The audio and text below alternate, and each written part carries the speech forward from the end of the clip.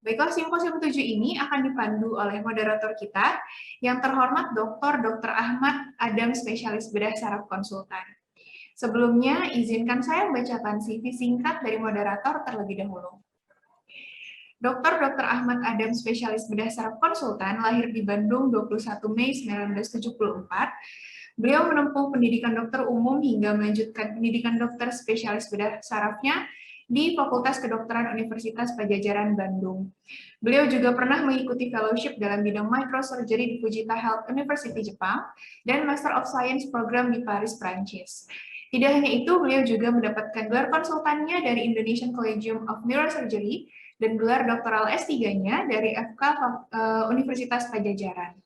Saat ini beliau bekerja sebagai staf di Departemen Bedah Saraf Fakultas Kedokteran Universitas Padjadjaran, Bandung, kemudian instruktur ATLS dari Indonesian Association of Surgeons, dan Director Neurosurgery Training Program Medical School di FK Unpad. Baiklah, tanpa memperpanjang waktu, kami persilahkan dengan hormat kepada Dr. Ahmad sebagai moderator. Silakan, dokter. Ya, terima kasih Dr. Nadia atas kesempatan yang diberikan. Juga saya ucapkan Assalamualaikum warahmatullahi wabarakatuh untuk teman-teman guru besar, kemudian senior dan sejawat, khususnya juga untuk Dr. Iwan Suroto dan Dr. Afan Priambodo atas kesediaannya untuk berpartisipasi di acara saya menjalani sesi vaskular ini. Keduanya adalah merupakan pionir-pionir endovaskular di bidang bedah saraf, sehingga ini merupakan suatu kesempatan bagi kita untuk bisa mengembangkan pengetahuan dan pemahaman mengenai penatalasan kasus vaskuler yang mana indikasi ataupun yang diperlukan pelayanan minimal invasif. Untuk mempersingkat waktu, saya akan bacakan kurikulum vitae pembicara pertama, yaitu Dr. Nur Setiawan Suroto, SPBSR Konsultan, lahir di Surakarta 27 September 1980. Latar belakang pendidikannya lulus dari FK Universitas Airlangga tahun 2005, kemudian mengikuti program residensi PPDS Bedah Saraf di UNER dari 2006 sampai 2011, kemudian juga ikut setelah selesai mengikuti fellow di Skalbes tahun 2011 di Tokyo University, Shinshu, dan Fujita University Jepang. Kemudian tahun 2012 observers di Capital Medical University Suanwu Hospital Beijing, China. Kemudian fellowship selama setahun 2012 sampai 2013 di Bundang Hospital Korea.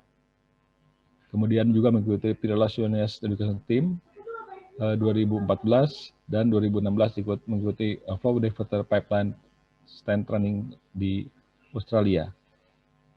Sedangkan profesional karirnya adalah sebagai ketua dari divisi endovaskular bedah saraf Rumah Sakit Dr. Sutomo Airlangga Indonesia. Kemudian yang kedua adalah saya bacakan dari Dr. Afan Priambodo Permana, spesialis konsultan, lahir di Tembagapura, Papua 7 Januari 1981. Pendidikan dari Fakultas Universitas Indonesia, kemudian di bagian bedah saraf 2009 sampai 2014, kemudian mengikuti fellowship di Catholic University Korea Saint Mary Hospital. Latar belakang pendidikannya selama 2000 sampai 2014 residensi di bedah saraf, kemudian dari 2014 staf di bedah saraf FKU RSCM, kemudian sebagai PJ Medis Indonesia Gawat Darurat RSCM, kemudian juga menjadi koordinator kemahasiswaan FKUI, PJ Mutu Departemen Bedah Saraf FKUI RSCM, kemudian sekretaris program studi dari 2018 sampai sekarang, kemudian juga dari 2019 sampai Kepala Sub Instalasi Pelayanan Mutu dan Pengembangan RSCM Rumah Sakit Cipta Pengusaha Kencana. Dan organisasinya adalah Sekretaris Program Vaskular Perhimpunan Bedah Saraf Indonesia 2017 sampai 2021 dan Ketua ILUNI 2004. Baik, untuk pembicara pertama saya persilahkan kepada Dr. Iwan atau Nur Setiawan Suroto untuk mempersilahkan. Silakan Dr. Iwan. Ya, baik. Terima kasih Dr. Ahmad Adam. Suara saya bisa didengar ya? Ya, agak baik dan jelas. Saya izin sekalian share screen ini. Oke. Apakah sudah terlihat? Ya, terlihat, Pak Iwan. Baik, saya izin mulai. Assalamualaikum warahmatullahi wabarakatuh. Yang kami hormati para profesor, dokter, senior yang menyaksikan, dan juga kami hormati dari moderator Dr. Ahmad Adam, kolega sahabat saya juga ini, kemudian juga ada Dr. Afan saya lihat di sini, kemudian dari terima kasih kepada pengurus besar IDI yang telah memberikan kesempatan pada kita untuk sharing ya. Jadi topik saya berjudul tentang endovascular treatment overview dari perspektif neurosurgery ya. Jadi seperti kita ketahui bahwa di neurovaskular ya, itu endovascular neurosurgery itu terdiri dari peranan diagnostik dan terapi, di mana dengan menggunakan fluoroskopi guided ya, ini treatment atau obat bisa dihantarkan ke target daripada target lesinya ya. Sebenarnya ada 3 peran daripada endovascular neurosurgery ya. Itu adalah untuk pertama diagnostik, kemudian yang kedua itu ada suportif namanya, yang ketiga adalah terapeutik, dan ketiganya ini tidak bisa dilepaskan antara satu dengan yang lainnya. Jadi indikasinya ya, kalau pada diagnosa ini peranan endovaskular adalah untuk mendiagnosa kelainan pembuluh darah di otak dan spinal ya. Kemudian juga itu juga berperan pada preoperatif planning. Jadi misalnya kalau ada operasi tumor otak ya, atau mungkin operasi bypass di otak, itu pasti pasiennya akan dilakukan angiografi yang di sini adalah peran daripada endovaskular ya. Kemudian juga suportif, artinya adalah pada kasus misalnya operasi tumor itu kita seringkali melakukan namanya preoperatif embolisasi ya, tujuannya untuk supaya meminimalisir perdarahan pada saat duranta operasi. Begitu pula pada operasi tumor pembuluh darah seperti AVM, maka peranan endovaskular juga dilakukan dalam rangka supaya kalau di eksisi AVM-nya ini perdarahan lebih minimal. Untuk terapi kita biasa melakukan pada oklusi aneurisma otak, kemudian kelainan pembuluh darah seperti AVM, kemudian oklusi pada fistula, dan juga untuk akut ischemic thrombectomy yang nanti mungkin Dr. Afan akan menjelaskan dengan lebih detail. Nah, ini adalah gambarannya bagaimana endovaskular itu dilakukan ya, dengan menggunakan fluoroskopi ya, dengan menggunakan mesin angiografi. Memang yang saat ini yang banyak di Indonesia itu adalah sistem angiografi yang monoplane ya, artinya common use, artinya kita bisa menggunakan bersama dengan dokter intervensi kardiologis ya, untuk melakukan terapi endovaskular ya. Kalau untuk mesin angiografi yang memang ideal untuk tindakan di di kepala atau di neuro, itu adalah memang bisa menggunakan dengan mesin yang sistem biplane ya, yang sekarang ini mungkin sudah mulai banyak terdapat di rumah sakit di Indonesia ya. Untuk target aksesnya itu kita bisa melakukan dari femoral arteri ya, dari femoral, atau juga dari radial ya. Bahkan untuk target-target tertentu kita bisa melakukan dengan lebih dekat, misalnya kita bisa melakukan puncture dari vena di jugular, atau mungkin kita bisa melakukan puncture dari vena di ophthalmic ya. Nah, ini adalah contoh kasus ya. Pada stroke perdarahan, saya rasa ini mungkin banyak teman-teman kita ya, ini yang di UGD menemui kasus seperti ini, laki-laki 17 tahun dengan penurunan sadar mendadak ya, didapatkan perdarahan di fossa posterior dengan intracerebral hemorrhage ya. Dan kita tahu bahwa pada kasus seperti ini dengan usia masih cukup muda, 17 tahun, ada ICH-nya, itu adalah suatu tipe yang unusual ya, sehingga kalau ada kasus seperti ini biasanya akan dilanjutkan pemeriksaan radiologis lebih lanjut dalam rangka untuk menentukan etiologi dan juga menentukan rencana terapi selanjutnya ya. Dan ternyata dari hasil CT angiografi kita bisa melihat ya, untuk adanya vaskular malformasi dengan nidus yang kita sebut sebagai AVM ya, di lokasi di sirkulasi posterior.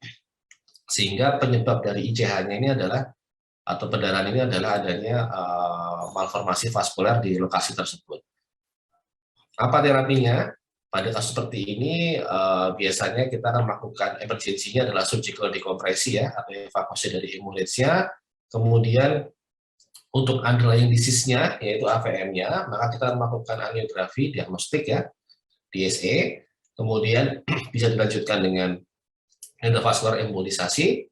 Kemudian kalau kita anggap cukup safe, kita bisa melakukan eksisi daripada AVM-nya. Ya. Sehingga kalau kita lihat di sini, peranan daripada diagnostik emergensi di IGD, yaitu CT scan dengan CT angio, yang saat ini saya rasa di banyak rumah sakit bukanlah suatu hal yang suatu hal yang sulit atau hal yang sudah biasa bahwa CT scan dengan CTA itu tersedia di ruangan emergensi. Ini adalah gambaran daripada AVM dari pasien tersebut ya di lokasi posterior. Dengan teknik endovaskular itu kita bisa melakukan kateterisasi ya. Seperti kita lihat pada gambar yang di kanan bawah itu, di mana dengan menggunakan microcatheter kita bisa langsung mendekati dari nidus AVM-nya dan kemudian melakukan embolisasi. Ya tergantung dari tujuannya, kita bisa melakukan untuk preoperatif embolisasi yang akan dilanjutkan dengan tindakan lanjutan seperti eksisi atau mungkin radioterapi ya, ataupun kalau misalnya kita anggap memungkinkan kita bisa melakukan kuratif embolisasi pada pasien-pasien dengan brain AVM seperti ini. Tentu saja kalau targetnya adalah eksisi atau operasi, maka dengan tindakan embolisasi diharapkan perdarahan akan lebih minimal sehingga perimorbiditas akan jauh lebih rendah. Oke. Nah, ini adalah gambaran bagaimana pada pasien ini dilakukan surgical eksisi setelah kita lakukan embolisasi. Bahkan kita bisa lihat di sini gambaran pembuluh darah yang terembolisasi dengan pembuluh darah yang masih intak ya. Kita lihat bahwa yang terembolisasi itu warnanya sklerotik hitam gelap dengan adanya gambaran zat embolannya di sini ya. Kemudian jika kita menggunakan alat atau mikrokateter yang cukup spesifik, maka kita bisa meninggalkan sebagian daripada ujung kateter tersebut, yang mana akan bisa kita evakuasi pada saat operasi eksisi. Ya. Ini adalah gambaran bagaimana AVM setelah dilakukan embolisasi dan kemudian dilanjutkan dengan penanganan eksisi daripada AVM tersebut.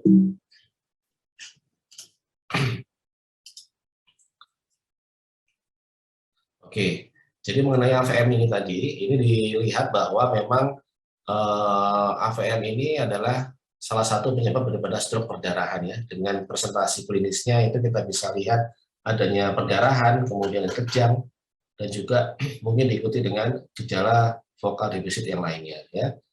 Dan memang pada AVM ini, jika kita lihat bahwa jika dia pernah mengalami pecah atau rupture, maka risiko untuk re-rupture-nya atau re-bleeding-nya cukup tinggi di tahun-tahun pertama.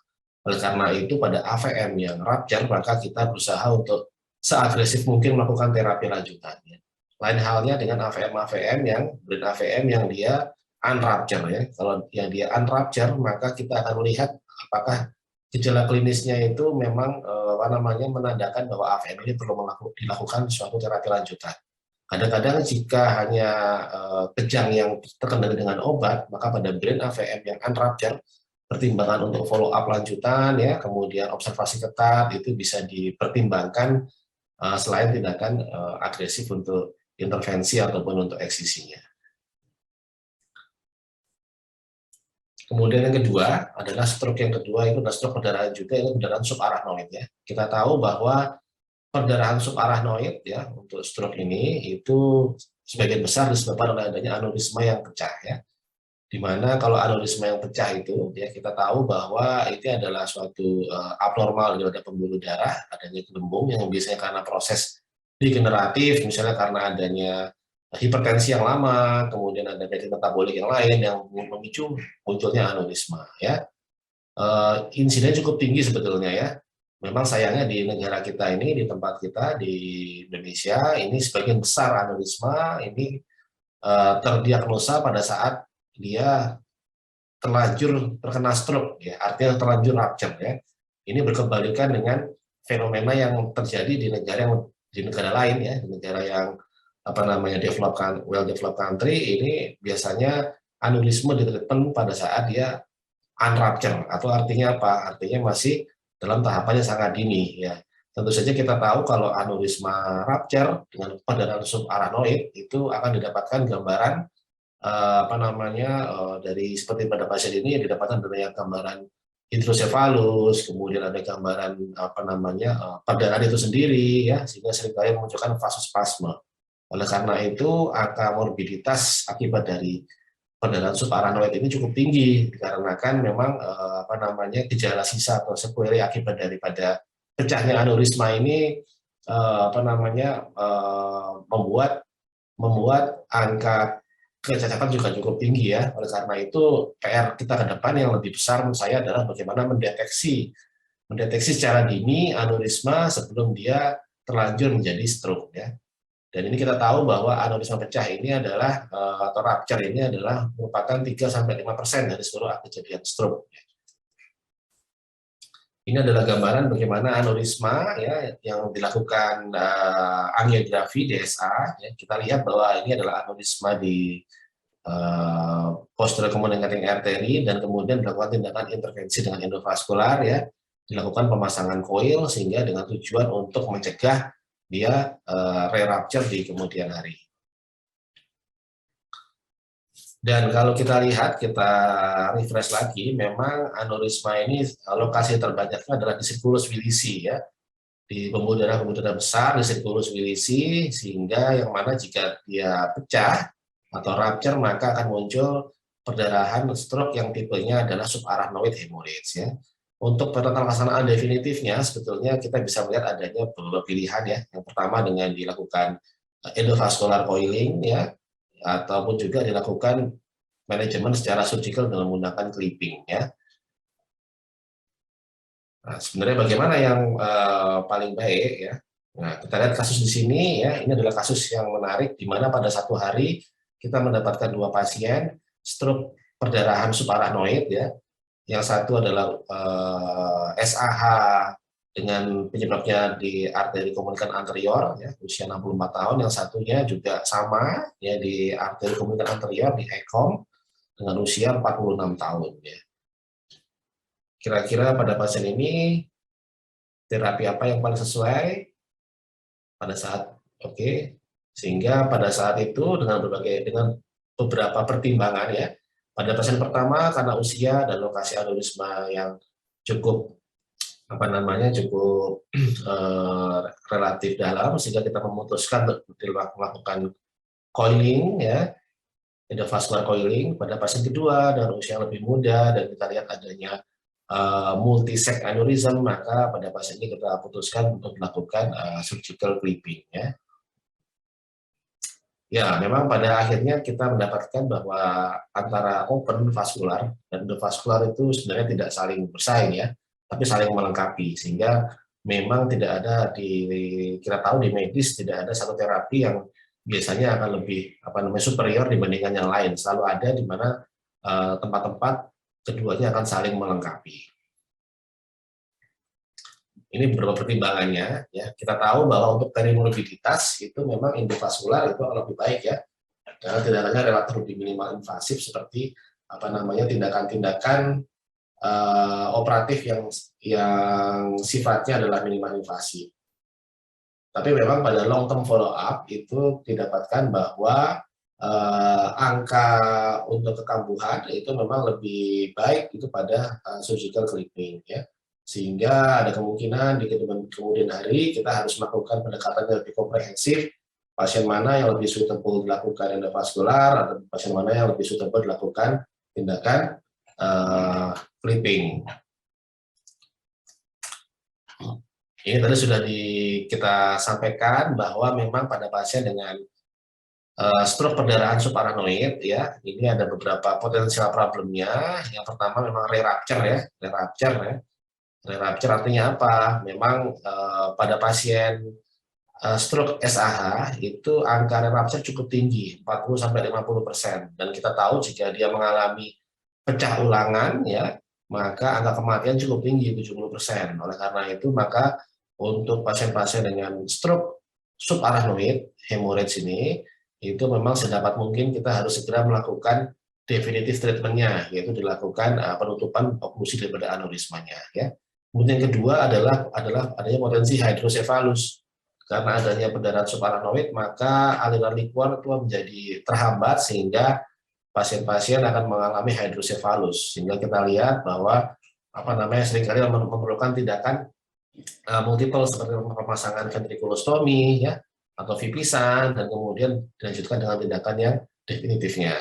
Kemudian juga bisa memicu vasospasm. Nah, ini vasospasm ini yang cukup sulit karena kadang-kadang muncul pada hari-hari perawatan lanjutan, sehingga kadang-kadang jika dia muncul secara klinis maka akan didapatkan sequelae yang mengganggu penyembuhan. Ini adalah bagaimana komparasi antara pendekatan tata laksana aneurisma pada tahapan dia sudah terlanjur menjadi stroke atau rupture, ataupun dia yang unrupture. Kita bisa lihat bahwa memang kalau kita melakukan deteksi dini dengan mencari pasien-pasien yang unrupture, ya, dengan deteksi dini, itu kita akan mendapatkan keuntungan bahwa perimorbiditasnya akan lebih rendah dibandingkan dengan kita melakukan terapi pada pasien-pasien dengan stroke perdarahan subarachnoid. Oleh karena itu, maka usaha-usaha deteksi dini, edukasi, campaign terhadap kesadaran untuk melakukan screening terhadap otak itu harus dilakukan dengan lebih baik lagi ke depannya.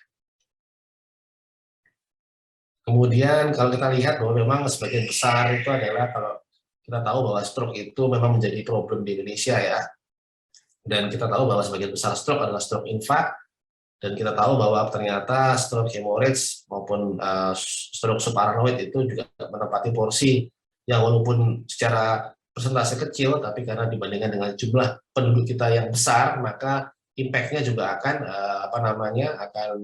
terasa. Ya. Oleh karena itu kita bisa lihat saat ini banyak rumah sakit yang juga banyak pasien dengan perdarahan subarachnoid, ya.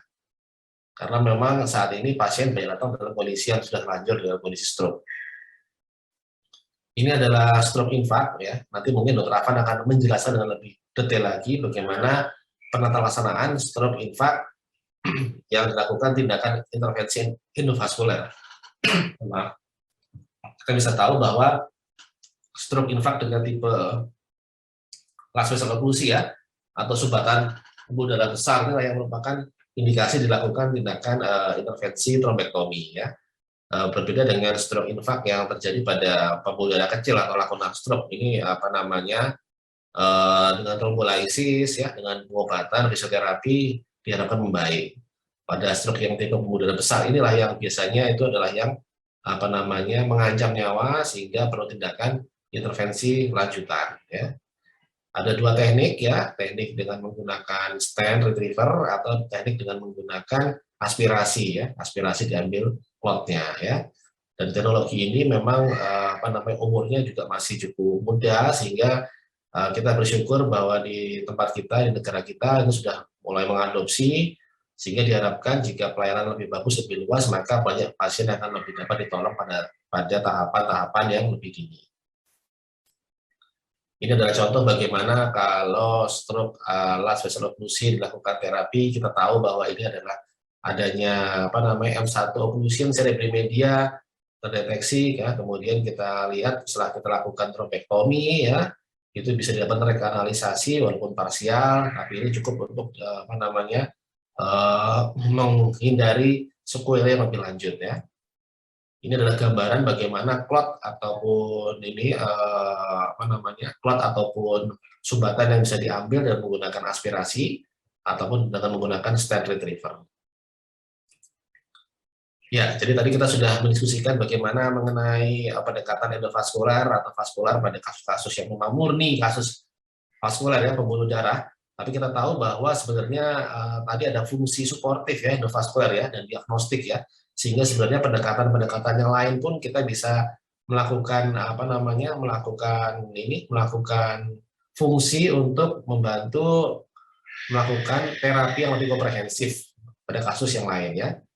Ini adalah contohnya ya, kita tahu bahwa ini adalah cukup banyak kita lihat di tempat kita ya, di mana banyak anak-anak yang menggunakan kendaraan bermotor yang belum cukup usia ya, sehingga kita bisa tahu bahwa seringkali angka kecelakaan itu cukup tinggi di negara kita. Dan tentu saja selain nyawa, sequelae lanjutan juga bisa terjadi ya, misalnya pada kasus seperti ini, kasus di mana pasca kecelakaan ada manifestasi pada okular ya, ada okularnya yang kita sebut sebagai traumatic carotid cavernous fistula. Jadi ada hubungan antara pembuluh darah arteri dengan sinus cavernosus yang memunculkan adanya manifestasi mata seperti ini ya. Gejalanya berupa proptosis, skemosis, dan adanya orbital bruit. Sehingga kalau kita tempelkan stetoskop ya di periorbita, kita akan bisa mendapatkan adanya bruit di situ ya. Ini adalah bagaimana cara mendiagnosanya. Kita bisa lihat bahwa yang jelas dari CT scan itu kita bisa lihat adanya tanda-tanda skull base fracture ya. Fracture, kemudian kita juga bisa lihat sebetulnya yang disebut sebagai proptosis dari CT scan itu sudah terlihat ya. Kemudian pelebaran daripada cavernous sinus itu juga bisa terlihat dari CT scan ya. Artinya diagnostiknya sebenarnya tidak cukup sulit ya. Artinya yang perlu diketahui adalah riwayatnya dengan adanya trauma, maka akan lebih menyokong diagnosa traumatic carotid cavernous fistula. Ini apa yang kita lihat bahwa memang sebenarnya paling banyak terjadi akibat daripada adanya fraktur basis krani ya, atau skull base fracture, di mana tulang sphenoid itu menjadi lokasi paling banyak memicu terjadinya traumatic carotid cavernous fistula. Ini adalah treatmentnya, oklusinya ya. Kita lihat bahwa pada kasus seperti ini dengan menggunakan endovaskular, dengan menggunakan balon yang cukup sederhana, kita bisa melakukan oklusi dengan baik untuk fistulanya sehingga gejalanya pun akan membaik. Ini adalah bagaimana perjalanan penyakit daripada CCF. Ya, kita lihat bahwa recovery pun akan cukup baik jika kita bisa melakukan terapi dengan lebih baik ya, lebih dini. Dan memang tujuan utamanya seringkali banyak pasien-pasien itu datang dalam kondisi kebutaan ya, yang tentu saja itu adalah menjadi satu sequelae yang menetap yang kita harus hindari akibat dari perjalanan penyakit CCF tersebut.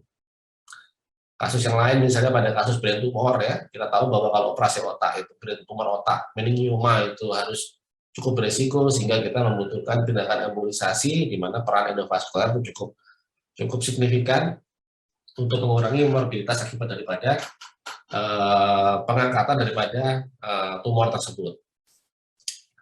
Ini adalah gambaran bagaimana risiko dan manfaat harus dilakukan untuk mengevaluasi suatu tindakan ya, sehingga memang disinilah peran suportif daripada endovaskular dalam tata laksana tumor otak. Ini contoh tumornya, ini contoh bagaimana akses daripada pembuluh darahnya dan bagaimana embolisasi dilakukan ya, sehingga kita bisa lihat, kita bandingkan pada tumor seperti ini sebelum embolisasi kita lihat adanya vascular blast yang cukup permanen, setelah diembolisasi cukup berkurang sehingga diharapkan operasi akan lebih lebih mudah. Oke, mungkin yang beberapa terakhir, ini adalah penyakit-penyakit lain ya. Contohnya adalah moya-moya disease ya pada anak. Kita tahu bahwa moya-moya itu dulu dibilang mungkin jarang ada di Indonesia ya, tapi sekarang ini kita banyak menemukan kasus moya-moya ya, karena memang diagnostik yang lebih bagus ya, sehingga kita bisa mendiagnosa gambaran seperti ini ya. Dimana kita tahu bahwa moya-moya itu merupakan gambaran radiologis dan terapi utamanya adalah dilakukan bypass atau memberikan augmentasi, penambahan daripada vaskularisasi. Sebelumnya harus dilakukan dulu tindakan diagnostik endovaskular dengan DSA. Kita lihat bagian mana pembuluh darah yang perlu diberikan pasokan, kemudian bagaimana donornya, dan bagaimana teknik operasinya. Ini adalah contoh kasus yang lain di mana diagnostik dengan menggunakan angiografi dilanjutkan dengan penatalaksanaan daripada moya-moyanya. Ini adalah contoh yang lain, ini adalah follow up daripada angiografinya. Kita bisa lihat bahwa terbentuk vaskularisasi pada tempat di mana kita melakukan bypass atau donornya. Oke, jadi terakhir kesimpulan adalah memang dari perspektif benda saraf, endovaskular memiliki 3 peran ya tadi, diagnostik, suportif, terapeutik seperti yang kita sampaikan ya. Kemudian pada kasus terapeutik itu antara open vaskular dan endovaskular itu adalah saling melengkapi ya. Ada tempat di mana endovaskular lebih baik ya, dan juga ada tempat di mana open vaskular memberikan hasil yang juga baik. Oleh karena itu kita harus mempertimbangkan dengan baik mana-mana yang menjadi kandidat untuk terapi, apakah open atau endovaskular. Baik, terima kasih. Demikian presentasi dari saya, semoga bermanfaat. Saya kembalikan ke moderator, Dr. Ahmad Adam. Terima kasih. Assalamualaikum warahmatullahi wabarakatuh.